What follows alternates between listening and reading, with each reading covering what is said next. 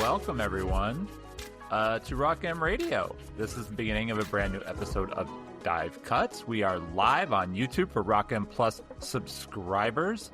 It is season 9, Mr. Matthew J. Harris. Season 9 already. We are here at the premiere episode of season 9, here to talk about your Missouri basketball Tigers. This is the only podcast strictly talking about Mizzou basketball.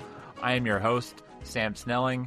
To be honest, we've got this new recording software, and I've always been on one side, and now I'm on the other side. So I'm gonna have to revise my little script here, and saying that if you're watching this on YouTube, you'll probably see me on your left. That is incorrect. I am now on the right.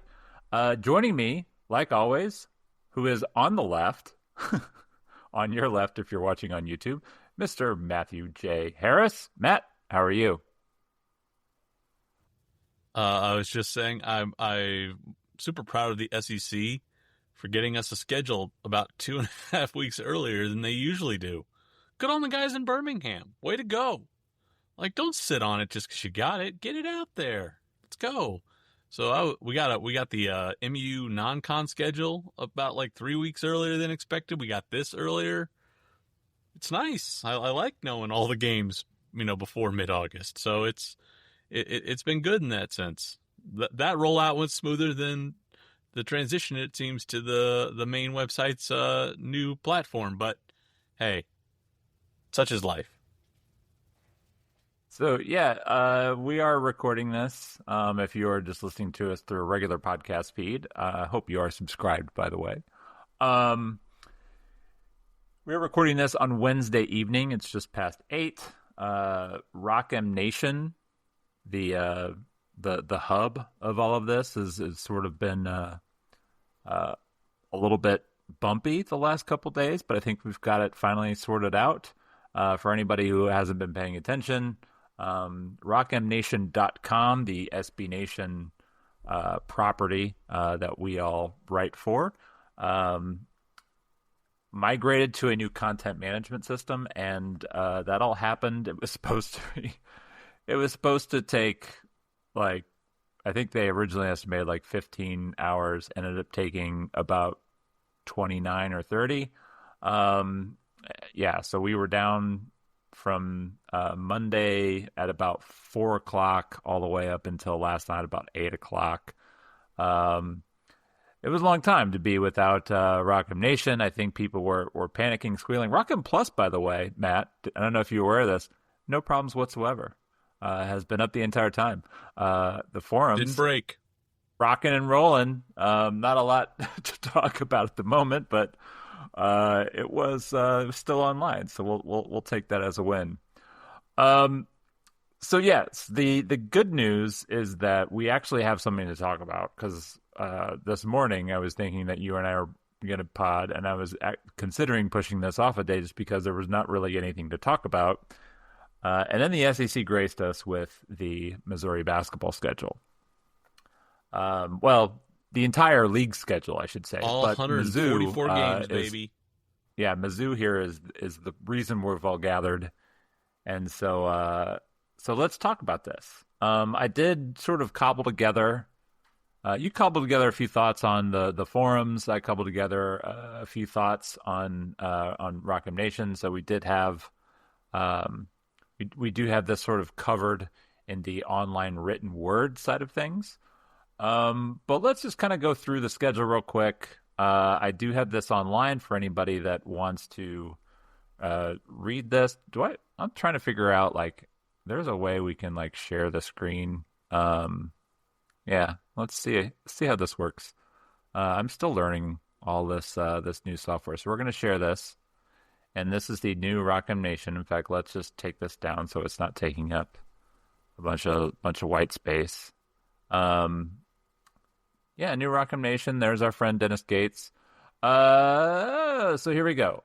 Missouri's SEC schedule, and I went ahead and added the Bart Torvik preseason rankings so we can kind of get an idea of how tough the schedule is. Opening up at home against the reigning national champions. I think a lot of people are kind of looking at this opening of having Florida at home, on the road at Kentucky, at Ole Miss, and then coming back home facing Auburn as like this murderer's row. I think that's actually a decent opening. One, you get to take a crack at Florida right away. You get take a crack at Kentucky right away. Um, and those are both teams that are, like everybody these days, heavily relying on transfers. Thoughts in the opening? I like it. I think the SEC, you can always sort of divine kind of what the SEC home office thinks the pecking order is going to be based on what are the opening weekend games and what are the closing weekend games. Like, how have they set it up? And, when they put out the early matchups this morning, to me, it was notable that Missouri is getting Florida instead of Auburn getting Florida. Like, all the other teams that are sort of forecasted in the top 6 to 7 of the SEC are featured that first week, that first Saturday. Or that first kind of opening night. So to get in there and to have that sort of, I think I take that as a sign of, okay, maybe there's some respect in the conference office that, let's put a team that could be a contender out here early. Later on in the year, they tended to default more to rivalry games down the stretch, but Yeah. still, And so that's that's why I think you paid see off to a degree because I mean you're gonna I mean the last few years you're getting like Alabama Auburn, which has been a Auburn, big series, and Tennessee, uh, Tennessee, yeah, Florida, or Florida, Tennessee Kentucky, I should say. and Kentucky usually see each other, and that's I mean two teams that have been the top half the league for the better part of 10 years. So And this year, you hope if both teams play up to their potential, it could be Arkansas, Missouri to close it. So to me, I took it as almost, we've talked about, what's Missouri going to look like when it's relevant in the SEC. Well, this is what it looks like. You get a marquee matchup on the first night of conference play. And, what are you going to do with that opportunity? And to me, I don't mind it because Missouri is coming off a 12-day layoff after bragging rights. Like, they should be fully rested, fully healthy. They're going to be back from break. They should have some time to lock in on that game. To me, I there's never a good time to get the defending national champions, but to get them for your conference opener, after a layoff, when you should be healthy, when you should be engaged, it's everyone's locked in. That to me is not a bad start. Now the negative drawback I think somebody pointed out was that students won't be on campus, but that building, Mizzou Arena, is going to be packed out for that. So I'm fine with it. I'm excited that the SEC said, hey, let's give you a marquee matchup to start league play. The road trip to Kentucky, again, when is a good time to go to Rupp? Like, so, and the other thing is I we've guess said the in the only past, time that's good to go to Rupp is when you're John Calipari making a return visit with a team that's been in the gutter for most of the year. right. The thing about Rupp is, like, and we've said it before, is Rupp can be a little sleepy at times. Like, so I'd rather get. It's a tough place to win because Kentucky is a tough team to beat, not because it's a terrifying home venue. Correct. Yeah, it's to me it's always kind of felt like a bit more of like a professional venue. How Yeah, that's probably an accurate. people will sometimes arrive a little bit late, and then you get kind of like the The older, the older ball's a little bit crowd. older. Yeah, Yeah. you get So some of the Lexington horse trainers in there that are just in to kind of be seen with a few friends, and yeah, so like it's a big building. It can get loud, but I like of all the environments in the SEC, like I don't think I would put Kentucky as the most intimidating.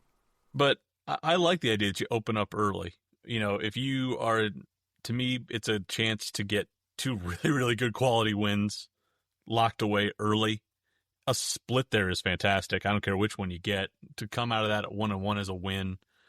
We've talked about, privately, Ole Miss being kind of one of those teams that could be a high variance team this year. The front court is really good there, but we don't know about the back court that Chris Beard has.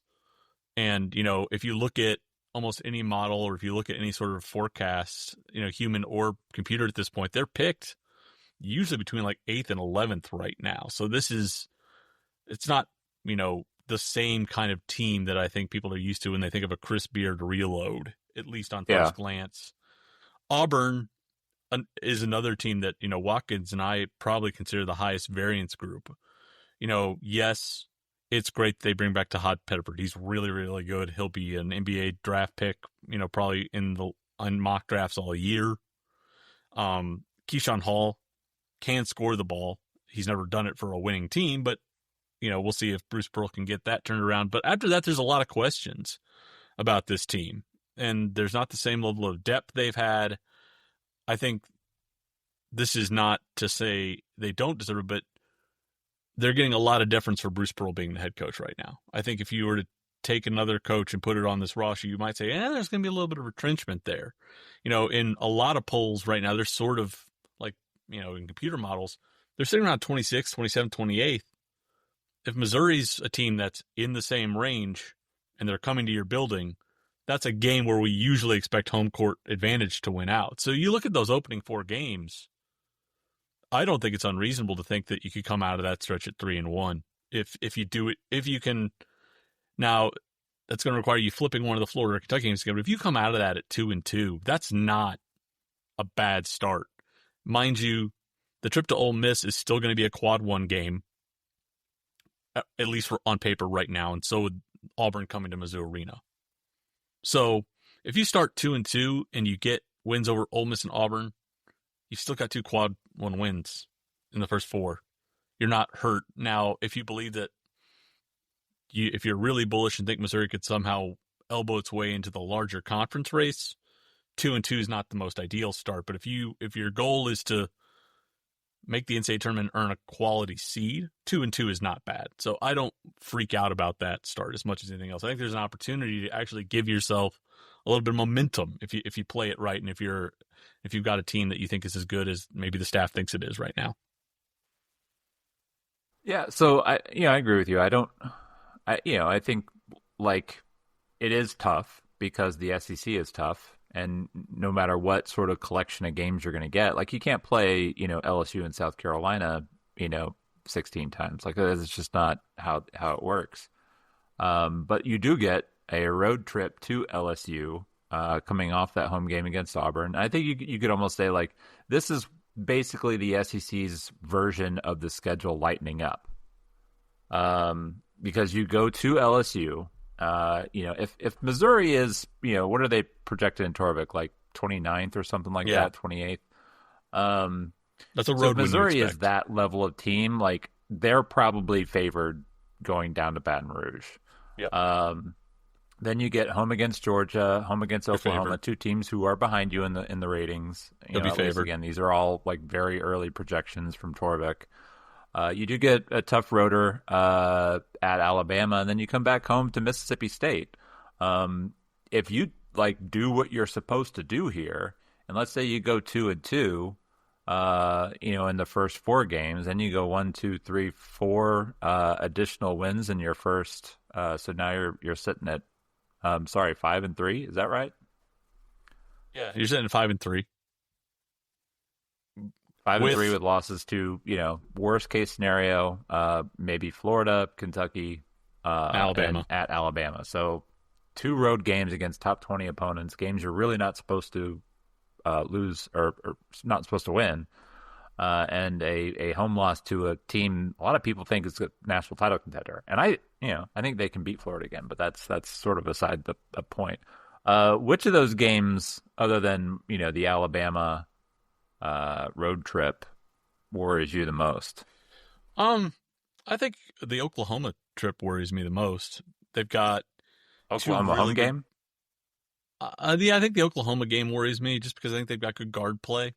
Xavier Brown's a really, really good combo guard. Nigel Pack can score it a little bit. They can kind of play off of each other a little. They got Tay Davis, who's a pretty skilled 4 guy.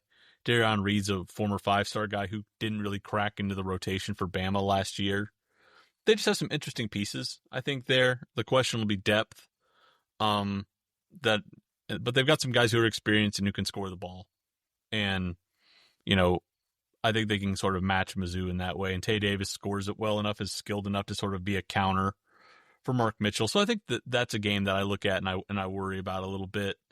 Auburn, it's just really hard to tell. I need to see Auburn play at this point. They've got Keyshawn Hall, but again, when you go look at lineup data and you look at on-off data, he scores a lot of buckets, but his teams have typically not succeeded or posted positive net ratings when he's been on the floor.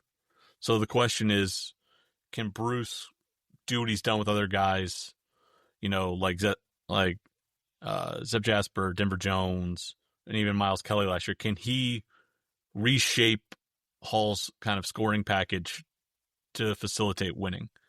Kevin Overton was a pretty solid rotational guy at Texas Tech, but they're having to scale him up. Uh-huh. And they've got two guys, Elijah Freeman, who's a Division II transfer, and Abdul Bashir, who's the number 3 JUCO guy coming in. But we know those guys, and we saw it a couple years ago with Chaney Johnson and Chad Baker-Mazar. It took them 20 games to really get their footing right. So is Auburn going to have, a rotation that's ready to go?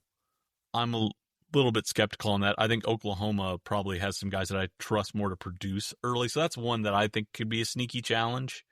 But that's sort of where I'm at right now, at least on a cursory glance at the schedule, at least the front half of the schedule. But I do agree that, yeah. Well, yeah, no, I think as far as looking at how the layout goes, I think that's as good of an opening, swing as you could ask for. Then you get a bye week at the end of January, beginning of February. And from there, you take a road trip to South Carolina. Talk about a game that you should probably be able to go on the road and win. I think South Carolina could be a little stingier maybe than they were last season as far as, plucking off a few extra wins that they, struggled with last year. But I still think if Missouri is projecting to be the team that they think they can be, if they're, a top 6 level SEC team, you get that win. You get that win. You go on the road and you beat a team that is very likely going to be, like a Wednesday play. Picked last. Then waiting for the games, you stay on the road and go to Texas A&M. They're a team that to me is very similar to Oklahoma in that I really like a lot of their pieces. They have 0 bench. They don't have much on the bench. They don't have, it's a brand new build. It could go really well.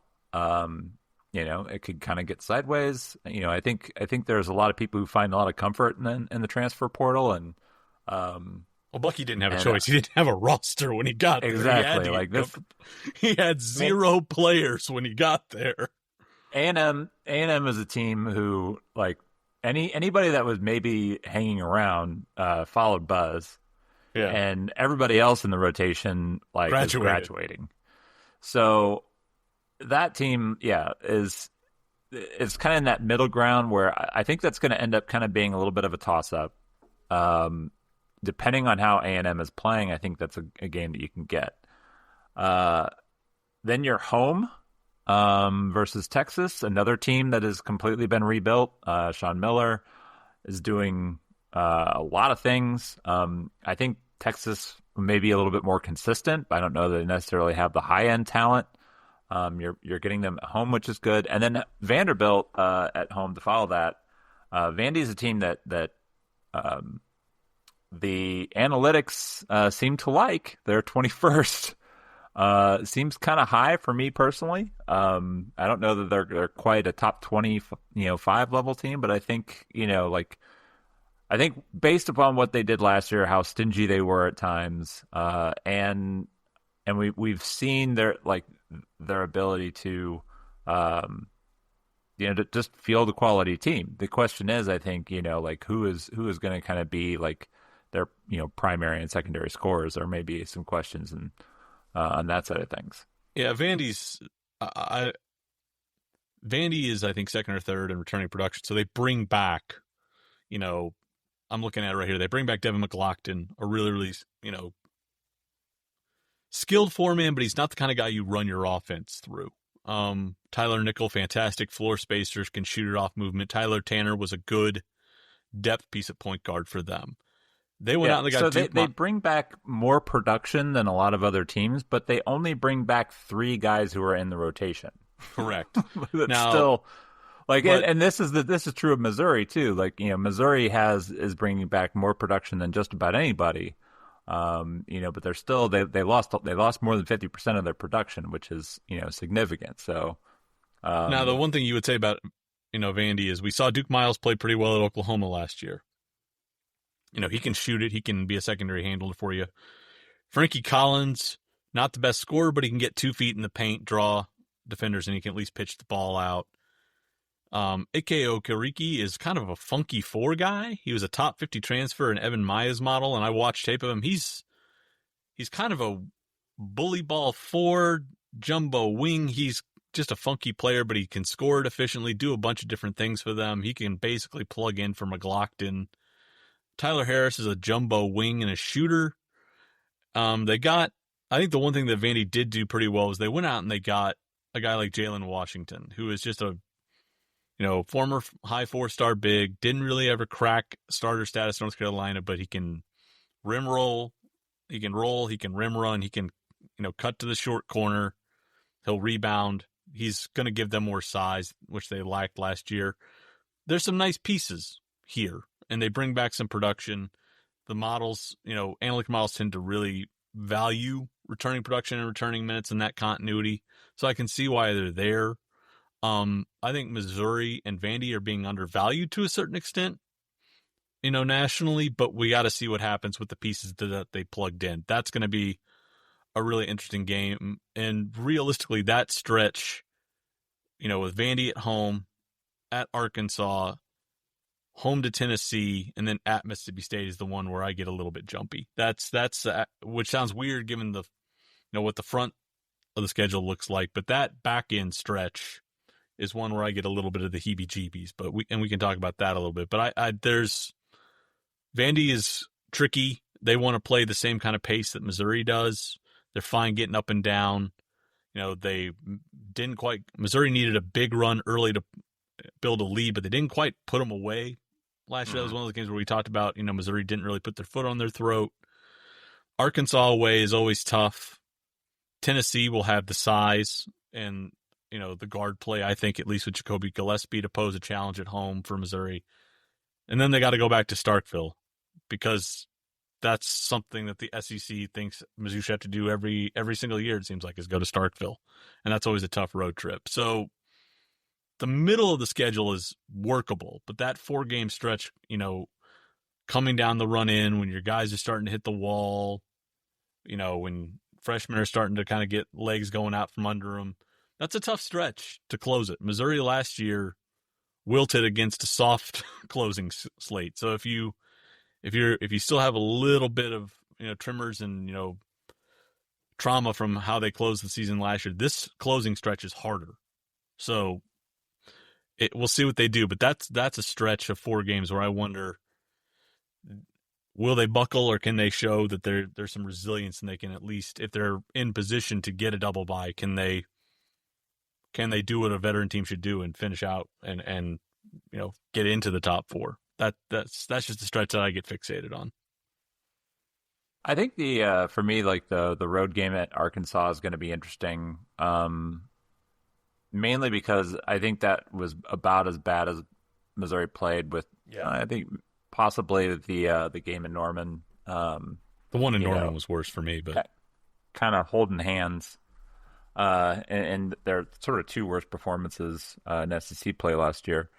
To see if they can kind of get that right, because we've seen Dennis Gates teams go down there. We've seen other Missouri teams go down there and play well and have success. I think Arkansas could be kind of like a dark horse SEC title contender. I don't know much of a dark horse they'll be, but I do think that with the amount of talent they have coming back, which is something that's rare for this league, along with the young talent they have coming in. Cal's always got talented guys coming in, and they got at least a couple replacement level big men. They got some good bigs.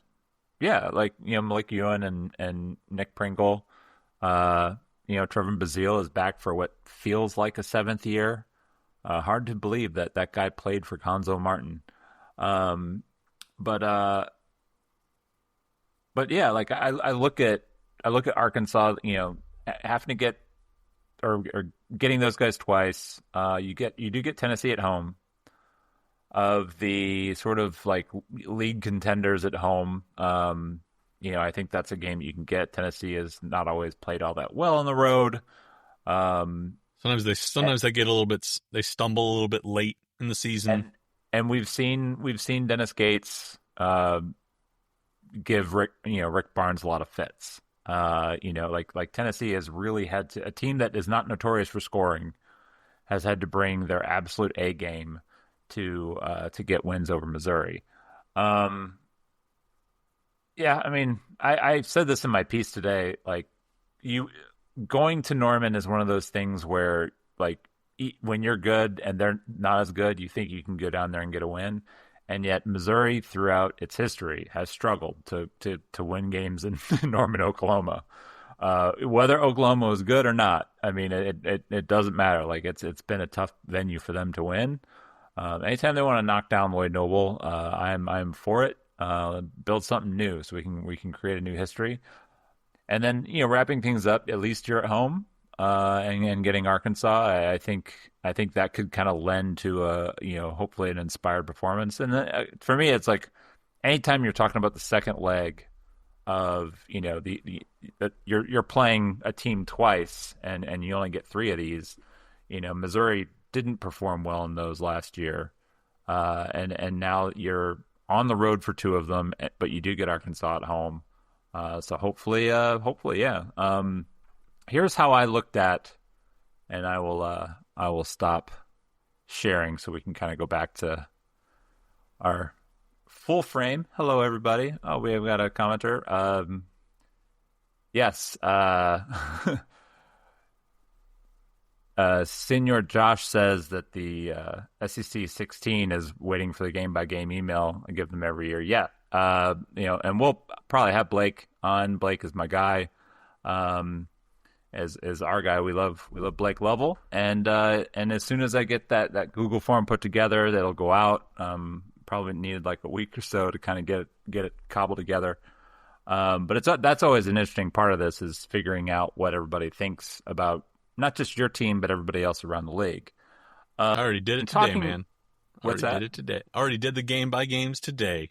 Yeah, of course you did. So this is how I sort of broke it down on the post. I'm going to get your take on this. I'm going to try my best not to just fully read this out, because I did write it. So I looked at it like this. I think these are the games that Missouri should be expected/favored to win, and that is home game against Auburn, at LSU, home against Georgia, home against Oklahoma, home against Mississippi State, at South Carolina, home against Texas, and home against Vanderbilt. That's 8. That's 8 wins. I mean, I think you take one of Tennessee or Auburn, will be a home win. Yeah, I mean, it's possible that Missouri is favored to win one of these other, what I'm kind of labeling as toss-up games. But I think that those games reasonably Missouri should expect to win right now. Like, and there's always going to be things that happen, but I'm setting the floor at 8 wins. Yeah, that would seem reasonable. Looking at what you have. Now, looking at games that they should probably be expected to lose, and again, going back, they were expected to lose at Florida. Saw how that went. So again, variance can happen. However, I am moving expected losses at Kentucky, at Alabama, at Texas A&M, at Arkansas, and at Oklahoma. I will say this is me being very generous by labeling a home game against Florida as a toss-up, but that's what I'm going to do. So I'm putting kind of like their maybe ceiling then at 13-5. Yeah, that makes sense. I think that's pretty. Still comfortable. So then that is the ceiling at 13-5. Yeah, that's about where I'd have them. I mean, if you look at historically in the SEC, there's always one team in the top 6 that tends to overachieve by 2 or 3 spots that seems to crop up into that top 4. If you think Missouri's in that top 6 or 7, and to get into that top 2 or 3 usually requires 12 to 14 wins. 13-5 is reasonable. If you think that Missouri's a top 7 team and it's going to overachieve, 13-5 is not it's not like you're saying they're going to go 15-1 or 15-3 or whatever. I mean, 13-5 will get you a 3 seed in the SEC, 2 or 3 seeds. So yeah, that's a pretty reasonable ceiling, I think. So that leaves 5 games that I think are in the toss-up category, which will be, and again, I feel like I'm being a little generous that I'm putting this in toss-up, but I feel like it's a home game. I think Florida's kind of a little overinflated. They have to replace a lot of guard production. But yes, home game against Florida, at Ole Miss, home against Tennessee, at Mississippi State, and then home against Arkansas. 5 games that could determine whether or not, like you said, you are a 3 seed or you are hoping for like a bubble spot. And that's like how this goes. Yeah, I mean, I might have moved one of the A&M or Oklahoma games down there just because I feel like I'd probably move Oklahoma down just because I think they've got a little bit more proven production there, and that's a tough place to play. And Missouri has never played well there. But if off the I've top, got at Oklahoma as an expected loss. Okay. And I've got that looks fine to me. Oklahoma, I mean, I haven't gone. Win. Yeah, I mean, I'm gonna look here and see where I've got all my folks. I've got. I'm looking at this.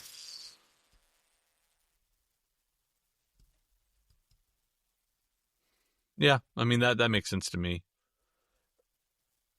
Yeah, those are 5 good toss-ups there. I'm trying to see if there's any other road games that I might move into toss-ups. Thrilling live television right now. No, that's fine. That's fine. I'd go with those for right now. I haven't had enough time to get into the preseason prep work to feel any different. Yeah, and I'm saying this fully acknowledging that, like, I just started putting together like some of my preseason content, and in doing so, like, I'm already learning things that I don't like about certain teams, which is it's one of those things that, like, as you like get into, and for me it's a lot of like when I'm building the graphics and I'm going through and seeing like how overrated Alabama's transfer class is going to be, and that most of their early preseason hype is a lot of trust in Nate Oates, and obviously Nate Oates has like earned some of that. It's the same thing with Bruce Pearl. They're asking a lot of some of these rosters, and I'm not even saying that like I think Missouri is going to blow the doors off those guys. That's not my point.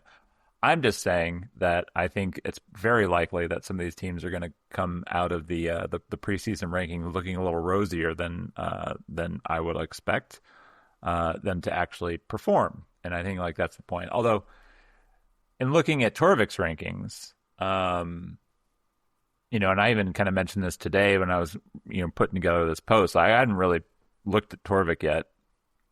I was surprised to see Vandy that high. I thought Missouri might be a touch higher, mainly because of the returning production and Mark Mitchell and Anthony Robinson. But the rest of the rankings, I get it. Again, like I think Alabama might be a touch high, Auburn might be a touch high, but I'm probably quibbling over like 5 spots versus Vandy. I think is maybe more like 10 or 15 for me. We'll certainly see, but most of those I feel like are pretty solid. Yeah, I mean, this is what I got when I did the first like quick 30-minute run through the schedule. I mean, this is the order I got was Florida, Tennessee, Kentucky, Arkansas, Alabama, Missouri. Missouri comes in at number 6, Auburn at 7, Ole Miss 8, Texas 9, Vandy 10, A&M 11, Mississippi State 12, Oklahoma 13, Georgia 14, LSU 15, South Carolina 16. Like, But realistically, if you were to look at my order here, the teams I've got are all pretty much in the same tier. It really comes down to what do you think is going to happen game by game. And this is why we wait until we see the full schedule. Because when you start going through and seeing how team schedules break down, when they get people, kind of what their home and homes are, if I'm saying Arkansas is going to finish fourth, Arkansas right now, if you were to look at media predictions, is usually around third. All right, so I've got them one spot lower.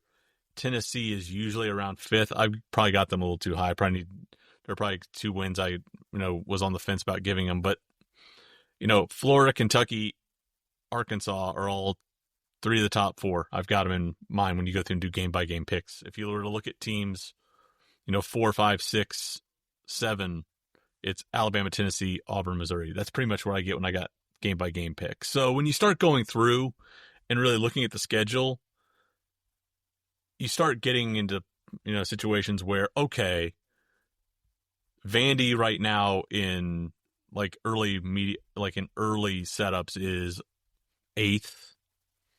If you were to look at Torvik, they're the number 6 team in the SEC. So I don't really look at the 21 next to their name. I'm looking at where they're sitting in relation to everybody else. And if you said they're between 6th and 8th in the SEC, I'd say yeah. And I've got them around 8th when I did the game by game pick. So I get focused less on where Torvik's got, teams rated in the bigger picture. I'm sort of looking at what are his tiers right now. So I think right at this juncture, Vandy being somewhere between 6, 7, 8, that makes sense. We're going to see, I think, a pretty clear consensus this year. For all the turnover that's happened, I think we're going to see, pretty well delineated pecking orders in the first 8 to 9 teams. But then once you start to get into the Mississippi States, the Texases, the Ole Miss, the A&Ms, and the Oklahomas, just chuck all those teams in a sack, shake them up, and dump them out. I mean, you can come up with any number of orders there. But I think in general, if you got Vandy at 21 or number 6 in the SEC, that's not outlandish given what the production they have coming back.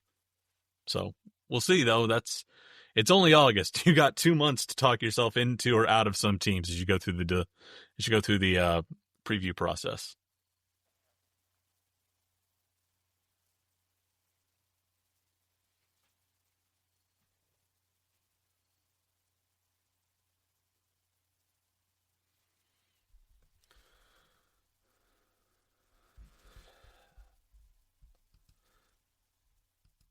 Uh, 11-7. That's 11 plus. There you go. 11-7. And I had them at I had them tied with Alabama, but the road loss to Bama puts them in the 6th seed. So don't even get me started. Ole Miss, A&M, Vandy, and A. What did I have here? I think I had, Ole Miss, Texas, Vandy, and A&M are all tied at 8 and 10, and it took 3 different tiebreakers to sort that out. So, that's where we're gonna be. I had, how many teams did I have between 6 and 8 wins? I had 2, 4, 6. I had 7 teams between 6 and 8 wins. So, all right. But I got Missouri at 11-7 on the first one, which I feel like that's solid. You get a you get a 1-win improvement on a really good season a year ago. You're continuing to build, feeling good about your recruiting classes, all that kind of stuff. You got to feel positive. I say, win them all. Just do that. I mean, that's what I can give you the flip game results. I had home loss to Florida, road win at Ole Miss, home loss to Tennessee, loss at State, loss, and then a home win and over Arkansas. So I think I had them at 3-2 in flip games. So that's how you get to 11 wins with all the other built-in ones. So just go 5-0 in those flip games. Now you're 13-5. Like I said, that's probably where I would peg the ceiling. We are going to get out of here. Wrapping it up in a nice tidy about 40 minutes of Mizzou basketball schedule talk. We're still going to be bi-weekly for the time being, and I'm going to see about maybe trying to book some guests and the rest of the fall, as we won't have a whole lot of action to talk about unless you want us, logging on and trying to break down Mizzou social media videos, which I doubt a whole lot of people want that, at least in the video format that we're currently in. So thanks everybody for tuning in. We appreciate it. This is the premiere of season 9. Again, I can't believe we've been doing this for 9 years. Haven't broken I can't believe you. how long I've been at Rock Nation. Like, that thing just keeps going. Haven't broken you. I need to break you. So tune into Rock Nation. Check out the new feed. The new feed is a nice little tool that we're going to utilize, and make sure you're subscribed to this podcast. I believe the Nates are going to be doing some more podcasting here with the season 9. I think the BK podcast was a hit. I think they're going to talk to SEC Mike. That's happening. So lots of good stuff on the Before the Box Score side. And we'll see everybody in 2 weeks. So thanks everybody for tuning in. Have a good night. And I got to hit this leave button. Thanks everybody. Thank you, everyone, for tuning in to Rock M Radio, a proud partner of Fans First Sports Network. Rock M Radio is the official podcast network of Rock M Plus, a new and exciting subscription service provided by me and the other voices of Rock M Radio. Please take a few moments to head over to rockm.plus and sign up for an account today. The cost is only $5 a month, and benefits include access to our live podcast, a subscriber-only message board, weekly newsletters, and more. If you enjoyed this episode of Rock M Radio and would like to see more just like it beamed directly into your personal device, make sure to click the subscribe button below and tell your friends. Our podcast feed is available through the Apple Podcast app for iPhone, Google Podcast app for Android, whatever app you listen to your podcast. You can also find Rock M Radio on Spotify. If you're looking for a podcast about your favorite team that is not Missouri Tigers, Fan First Sports Network is your answer. A full podcast network loaded with the team-specific podcasts covering Major League Baseball, the NFL, NHL, NBA, MLS, and more. And we'll be back with more episodes of Rock M Radio coming to you soon.